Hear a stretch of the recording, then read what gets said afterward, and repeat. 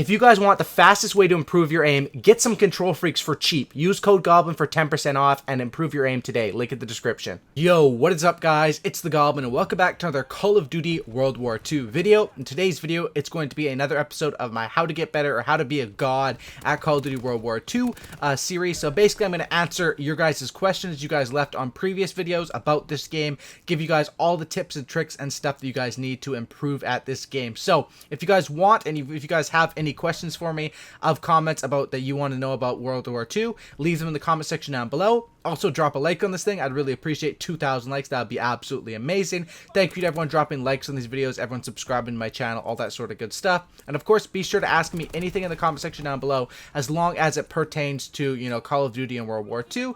And I'll be picking, you know, a select few. I can't cover every single question, of course, but I go through the comments, cover them into other videos. So let's get started right away. First question we have here. Hey Goblin, every time I kill an opponent, there's always another one killing me from behind. I kill one and always the other guy gets me. Could you help me with some advice? So yeah, this is a very good question. Now at first you think, oh, it's not really your fault. You were busy killing the other person. You got shot in behind. But what the issue is here is there is a way to avoid this stuff. And it's all dependent on your actual positioning. So this is something that I struggle with a lot of times as well, where I'll chase after a guy and then I'll kill him, but I'll end up getting shot in the back and I'll be like, was it really worth it for that kill? So you have to know the risks and the risk factor into each play based on the spawn. So example, you're playing domination, you have A and B, the enemies have C. You know if you're going to run into C. The enemies can be anywhere around there. However, if you stay in the spot that you're on a head glitch or maybe you're back to the outskirts of the map, you're going to be taking gunfights, 1v1ing enemies, or even if you could better, shoot them in the side or in the back where they're not even looking at you, and then you won't be set up to get killed by their teammates. So the reason why this is happening is because you're in high traffic areas and you're in areas that are called choke points where there's multiple angles where enemies can see you. Of course, sometimes you're going to have to be in those spots, like on a map like Point du Hoc. You're going to be in choke points all the time, and there's really nothing you can do about that because that's just how this map is designed. Point du Hoc is literally designed as a map where they want everyone to get like a 1 KD and run into each other in these trenches, you know. But basically, the way that you can avoid that is by keeping your back to the outskirts of the map, keeping yourself in safe positions, and moving from safe position to safe position. So basically, tactically rushing and basically setting yourself up. You're going to know when you're rushing into a risky fight and when there could be enemies all around when you rush right into their spawn system. So hopefully that answers your question a little bit. Next question is, when do you take a point in Dom? And this question is from the Tux. Now, this is a good question because it's something I never really talk about. You know, I don't really talk about objective play that much because it's usually straightforward. Now, there's two ways to hop on a flag in Dom. Number one is you just walk up to the flag and you hop on it and you lay down and you try to watch the place where you think the enemies are going to be coming from. Now, when you would want to take a point in Dom is usually in domination, you'd want to hold 2 flags for most of the game. That's basically the key, because if you go for that third flag, how domination is set up, they will flip over to your home flag and basically take that. So the key in domination is you want to hold B and then either one A or C. Of course, if you're, you know, down in points, sometimes you're going to want to go for the triple cap, but that's basically how domination works. Is the B flag is the most important one, and that's what the whole fight is around. When you should take it, you know, of course, is if you need it, you can go hop on it, lay down, and then enemies are going to come to you. But another way is when you slay the enemies out. So say you kill 2 or 3 people, then you go and hop on the B flag because they're going to be respawning by their home flag.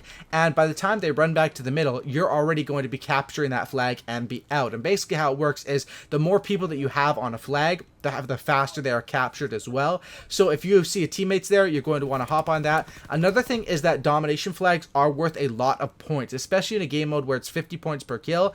Every single point you get is huge. So if you see your teammates hopping on that flag, you can sort of time it where you can farm it and like hop on that flag, get the points, help your teammate cap it faster, and then get out of there. As soon as you capture the flag, get out of that area because nades are going to be flying, people are going to be coming, and usually most B dominations, how they're set up, like for example on Point du Hoc right here, because that's the gameplay that I'm showing in this video, there's 3 different ways to get to B dom, as well as the 2 upper platforms and nade spots on the side. So I mean, it's just B dom is usually the most exposed area of the map, and that's basically because that's how the domination game is set up to fight around it. Hopefully that helps you a little bit with that objective question.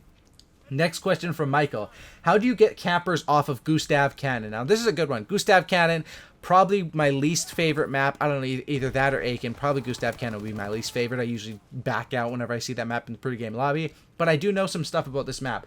First thing is, how do you get campers off of Gustav Cannon? The map design on this map is horrible because that up top area, I'm guessing that's what you're talking about, that's where everyone likes to go. And the worst part about that up top area is that the walls are like, they're like steel or metal walls. Those are not wall bangable. You literally cannot wall bang people through those walls. So you're basically screwed unless you have a sniper. When the enemy pokes up, you have to shoot off their head essentially, and it's really, really hard. So what I'd recommend doing is, if you have a sniper, sure, you can post up, you can aim down, wait for the enemies to poke up and snipe them off. But if not, your best bet is literally just to keep rushing up to the top until you kill them, and then to take over that top area and, you know, exploit it against the enemies. And that's why that map, I honestly don't know what they were thinking with that map. Because especially, you know, B domination being up the top and all that stuff, it's like that map literally is just a fight over the same area the whole game, and it really does become repetitive or boring. I'm not really sure what they were thinking about that map. Obviously they wanted something that was based on sniping. I guess you could say the same thing about Wasteland, is that in Wasteland everyone it was a fight over the middle as well, but the difference was in the middle of Wasteland for Modern Warfare 2, that was underground instead of above ground, so you couldn't see over the whole map, you know, so it wasn't really a vantage point like it was. And I definitely think Wasteland was a decent map, but Gustav Cannon, really, I don't really know what they were going for with that one, but hopefully that helps you for some tips on that one. Next question from Swaggy: how do I use the bayonet charge because I have 0 kills with it? Bayonet charge, man, I'm sorry to inform you and most people, it's pretty much useless in this game. And the fact is that when you bayonet charge, some people think, oh, it'll make you run faster, you know, get you prepared to run up into knife people. But the fact is, after you bayonet charge, then you can't sprint for a certain amount of time. And there's no reason to bayonet charge because the bayonet animation is pretty much instant. So if you're in a room, you don't need to rush into the room with the bayonet out. You can just sprint into the room normally. And if you have to use the knife, just click your knife button. So honestly, I'm not sure what they were going for with the bayonet charge. I think it's more like something you can do just for fun. But as far as how you should use it and when you should use it, pretty much never.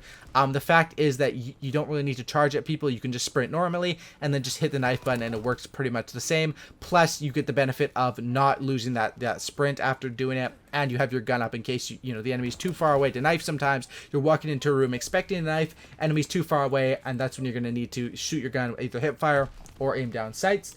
Next question we have here from Nick. He says, how to deal with all the campers in World War II. Now, basically, campers in World War II are, you know, sort of popular, I guess you could say. On the boots on the ground games, campers are a little more popular than they are on the flying around games or the advanced movement games. The main thing with campers is that campers like to sit in the same spot, obviously, duh, right?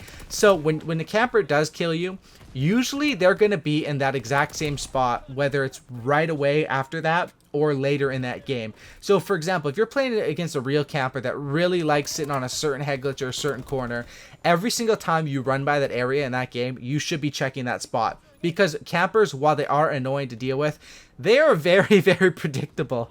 And, you know, usually newbier players, because, you know, good players obviously know how to run around and maneuver around the map. Newbier players are ones that are sitting in the corner scared, acting like, you know, if they die in the game, they die in real life. And those are the people that their movements are easily predicted. If you're playing against campers, you will know, and you will know which corners they'd like to basically stay in.